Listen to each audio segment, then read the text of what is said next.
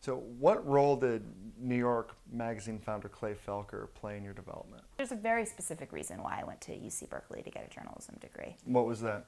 Well, because Clay Felker, who is, you know, like the father of new journalism, and started this program at UC Berkeley called the Felker Magazine Center.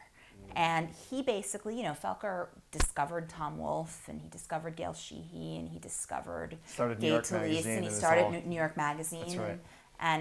And his whole philosophy was new journalism, you know, which is a famous essay written by Tom Wolfe, which is basically the idea that you take the elements of fiction and apply them to nonfiction instead of the traditional, you know, reporting triangle. That's where right. You start with the facts, you know, and instead you start what you tell a story. And the reason that new journalism, you know, he taught me that new journalism developed was really because TV started overcoming the traditional print writing. Right. And there needed to be a way to compete with TV. So magazines essentially developed, because of, you know, the leisure class, and there became, you know, these segmented markets That's that right. we could write about, but also there needed to be a way to compete against this visual culture. So what is new journalism except for it's taking fictional elements and writing essentially, you know,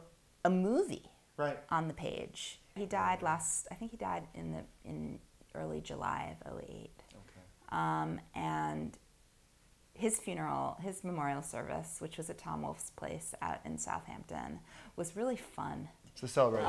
And it was and drinking champagne, and that's and that's the way the guy was. I mean, he really was a force, and I don't know why. I think it was because he had an amazing ability to listen, and he listened. He really listened, and he went out every night, and he was constantly just sucking in experience.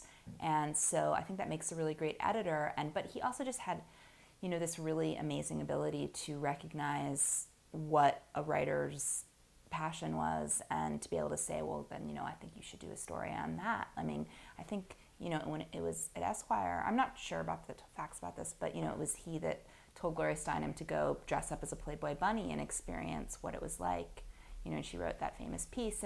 But also, it was funny, at his memorial service, Gloria Steinem, who I just met for the first time a couple weeks ago, and I was so impressed by meeting her. And one of the first things I said to her when I met her was, I was so impressed with your speech at Clay's funeral, because what she said was, Clay gave me the confidence that it was okay to get angry.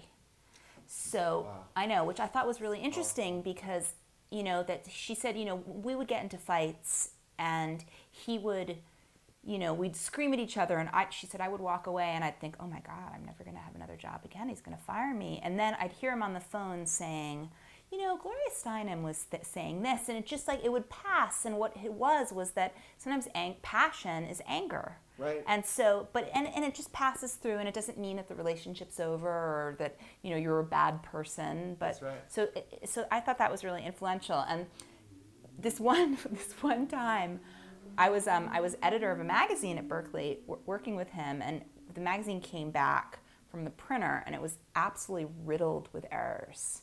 And we realized that we needed to get it copy edited in a much better way and go back and reprint it. And he got so angry at me, and he pounded his fist on the desk, and he said, Rachel, the worst thing about being a teacher is that you can't fire your students.